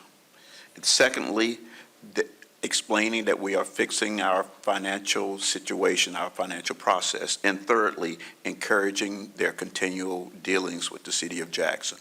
Because I believe that, this is not a bad, this is how we repair bad relationships. And to owe someone money going back, I really would just encourage just a form letter, if possible, that we could send out to some of these vendors, kind of explaining our situation and thanking them for their patience. Louis Rice, CAO, let us look into that and just Yes, see sir. what we can do. Yes, sir. I know at the beginning of this, we did send letters out to all those vendors, asking them to send us invoices that had not been paid. So Right. they know that we're trying to get them paid, and we're going to do our best to salvage those relationships that we have with those vendors. But with some kind of thank you for your patience. Yes. When we were sending out the check, that may show our good intentions to be good stewards of taxpayers' money and to help retain those relationships with these, especially small-time vendors. Thank you for that suggestion. Thank you. All right, thank you, Mr. Wright, Mr. Hartley. I'm sorry, Dr. Omari? Yes, I do want to reiterate that we have been doing a lot of work to build our relationships with our vendors. We did a vendor survey that we sent out and asked all of them to respond. And surprisingly, there were very few that had something negative to say about the bill payment process.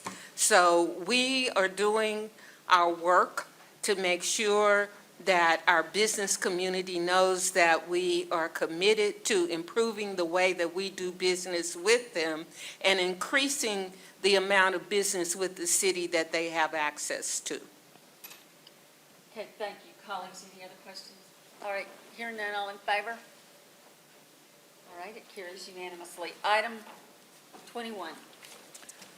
Resolution of the City of Jackson, Mississippi declaring support for tiny homes for homeless affordable housing program grant application with the Federal Home Loan Bank of Dallas submitted by the Jackson Resource Center in partnership with Hope Federal Credit Union, expressing that the tiny home housing project supports the City of Jackson community revitalization efforts. So moved. All right, we have a motion and a second on this item. Questions or comments, colleagues? Ms. White is back there. Ms. White Madam is here. President. Well, this is just a resolution that would allow her to apply for a grant, right?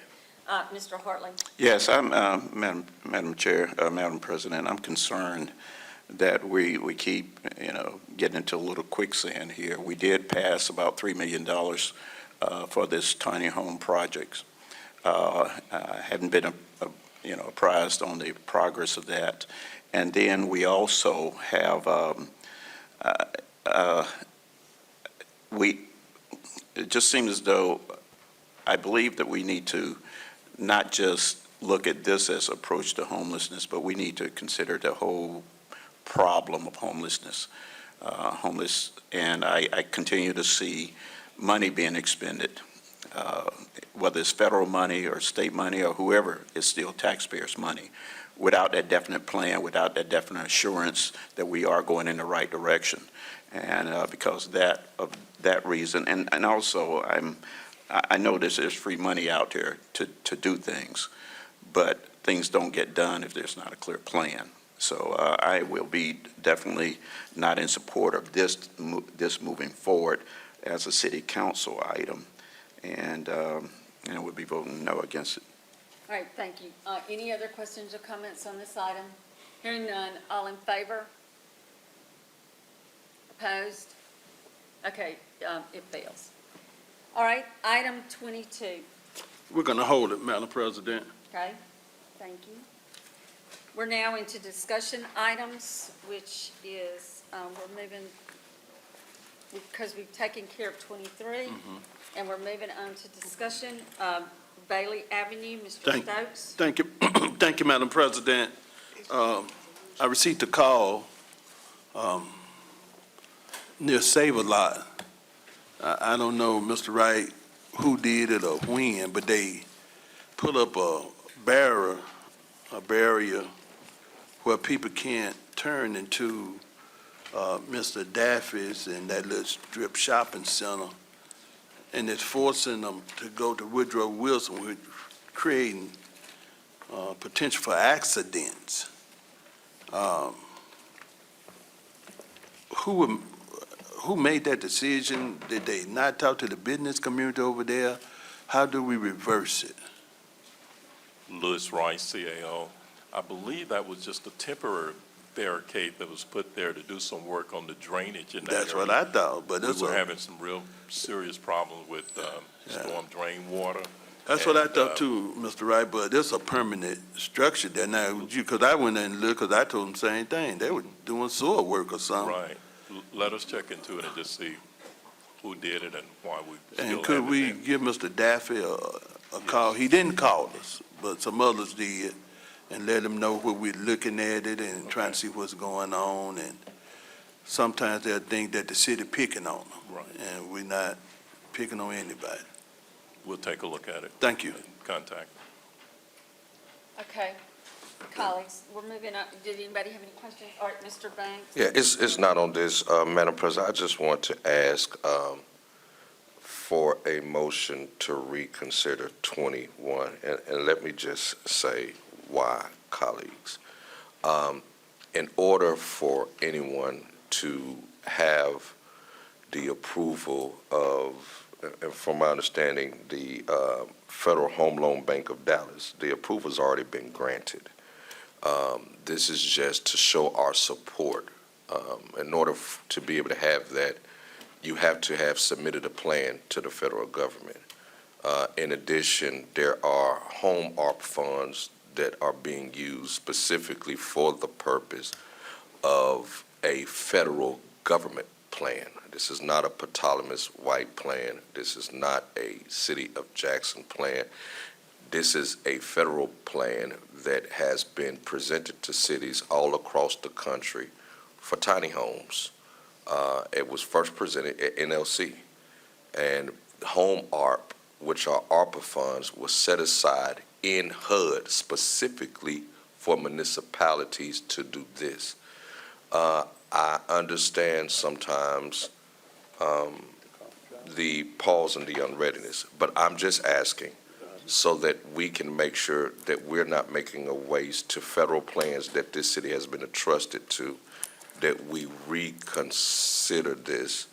And, you know, the problems as far as other things that have to be addressed, I think that there's an open table and welcome table with HUD, with JRC, and other partnerships to be developed to make sure that we all walk lockstep. And so, Madam President, that's my motion to reconsider item 21.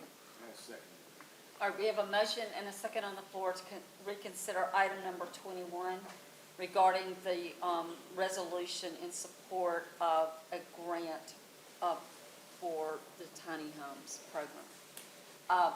All in favor? Ma'am, I thought we were going to have Oh, a I'm question. sorry. Yes, Mr. Hartley, Okay. thank you. Any discussion on the, well, wait, first we've got to just get it on the floor. It's not on the floor yet. This is just a motion to reconsider it, Mr. Hartley. So all in favor of getting this back on the floor for reconsideration? All opposed? If you voted against, Mr. Hartley? Yes. Okay, then it fails and we are not getting it back on the floor. All right? So now we are moving back on to your discussion item, Mr. Hartley, item number 25. Madam Chair, I believe that item has been resolved with discussions, but Councilman Thank you. Stokes, I defer to him. Thank you. Okay, thank you. Madam President and legal, there was a shooting at Jane Avenue Park. A young lady was shot 6 times in the chest. We must, it was at night, we must do something to safeguard our parks. I know we have a lot of them. I know we don't have enough police officers to put at each park. But this gun violence, I bring the mother, if you want me to, and the person who was shot to your office to talk to you in general, if you feel it, because I'm trying to arrange some meetings with the, I think the DA on tomorrow and the U.S. Attorney and others, because the person who did the shooting just walking around.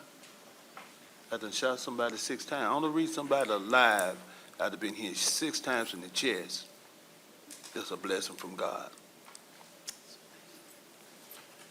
Councilman Stokes, if you'd include me, I'd be happy to sit in on any of the meetings that are there and meet. Well, I try to bring them to you. That's fine as well. Your schedule, Yes, sir. we'll meet there, That'd be but fine. we meet with the DA's office on tomorrow. Okay. And, because we letting the public know the city's not gonna tolerate you doing this criminal activity and these acts on city property. You know, now if y'all want to shoot on people and those kind of things, do this and, but you're not gonna do that on city property, like we don't care about citizens. But I get the family to you. Yes, sir. Thank you.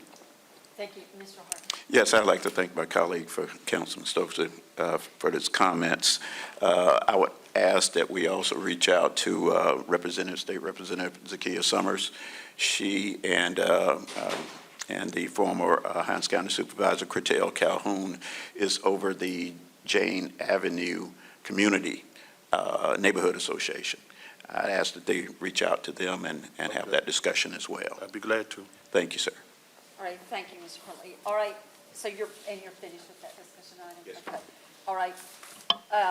Mr. Foote, to discuss 18-wheelers parked in residential.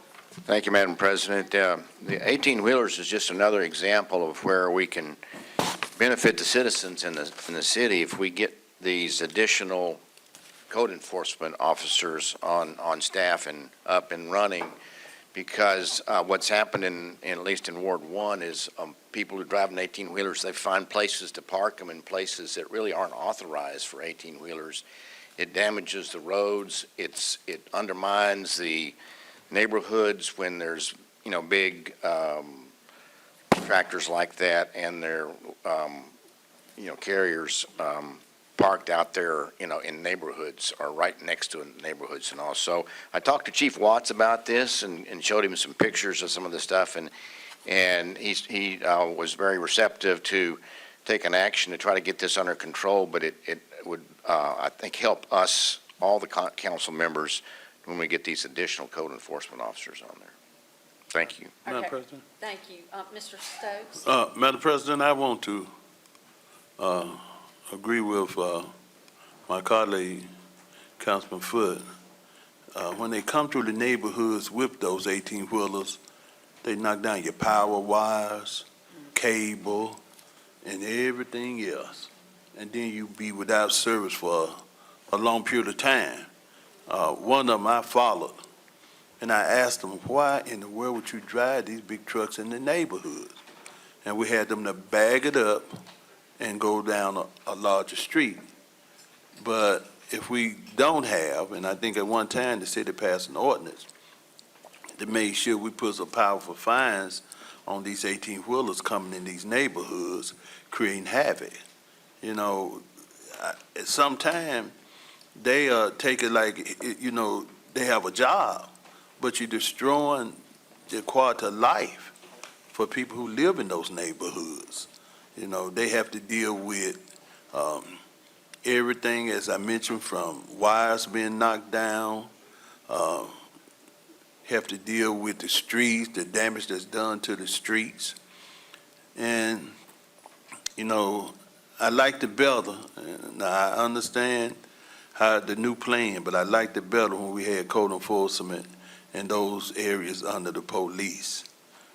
They pay a lot more attention when it's a police officer, someone police power with a uniform, telling them don't do a stop and writing them a ticket, because the damage they do, sometimes it can't be corrected. Thank you. Thank you, Mr. Stokes. And Mr. Foote, I want to thank you for putting this on the agenda as well. Ward 7 certainly has its share. We constantly are reporting 18-wheelers parked in yards to code enforcement. And so I am very hopeful that when we add more officers, we'll be able to deal with this more effectively. And there is nothing, by the way, more alarming. Well, there are more things alarming, but it is alarming to watch an 18-wheeler try to get through the new imagined Riverside Drive. So now that ends our oh, wait, I am sorry, Mr. Banks. Madam President, I would like to make a motion. I know that the administration may do a press conference later today, but I think it's good to have discussion with the council even prior to, but add a motion to add to the agenda discussion for emergency preparedness for the incoming hurricane. Second. We have a motion and a second on the floor to add an item to the agenda to discuss and consider the preparations for the oncoming Hurricane Francine. All in favor? Okay, the item is now on the floor. Mr. Banks, did you? Yeah, I just think that it's important, and I know that the administration always stands ready and is going to later be briefing the public, but I think it's important that we have the opportunity to have some discussions in that process even prior to. I guess my question is, in your plan for emergency preparedness, are we going to be looking at a plan for shelters in case of, things happen? And then also, I know we got to maybe a date or two prepared. We do have that ordinance that's out there that we passed that gives you the opportunity to go ahead and deal with those overhanging limbs and trees, those overhanging limbs and trees that could be a danger within our communities. Is this a case where that ordinance can go ahead and be used for you to go ahead before a declared emergency No. and cut those trees? And do you need any consent from this body to go ahead and do that? I'll be ready. I think the mayor has the authority to declare the emergency, which would, and I'm looking at legal, it would be the trigger for the ordinance that was passed to be put into effect. So we do have an emergency preparedness meeting that's scheduled for this afternoon, and we will be making announcements about what has come out of that meeting. Constituent Services is already reaching out. Excuse me, I had a little piece of candy still in my mouth. Thanks to the city clerks. Thank you very much for your candy. To talk about we typically have 2 shelters that we open as a city, and they work with the Red Cross to make sure that those shelters come up to standards. And so they are reaching out now to make those preparations. So I was going to say this as a part of our closing announcements, but we do want to make some severe weather safety reminders. Listening to the local news media and your weather radio for any current emergency information for our residents. This is for our residents. Make a plan for your household, including your pets. Make sure your cellular devices are charged. You need to know, if you know of an area that typically floods during heavy rain events, please avoid those areas. Turn around, don't drown. Do not drive through standing water. Watch for fallen power lines and trees and report them immediately. And please call 911 for all emergencies. And being prepared can help you reduce fear, anxiety, as well as lessen the impact of the storm on your life and property.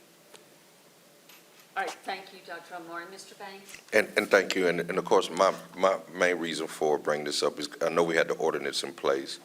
And so hopefully there's a contractor that's ready, because I know for a fact Lakeshore, Forest Hill Road, Rainy, McClure, there are trees, overhanging limbs that are a danger, and we don't want that obstruction, especially right down the street from the fire department in case anything's happened. So if that assessment can happen, if there's a contractor that's ready, I just want to make sure we do or the council does whatever we need to do to help prevent that before this storm comes and help go ahead and have those limbs removed. Yes, Madam Mr. President, Stokes. what numbers would you tell the citizens to call? Trees down, those kind of things, what phone numbers? What?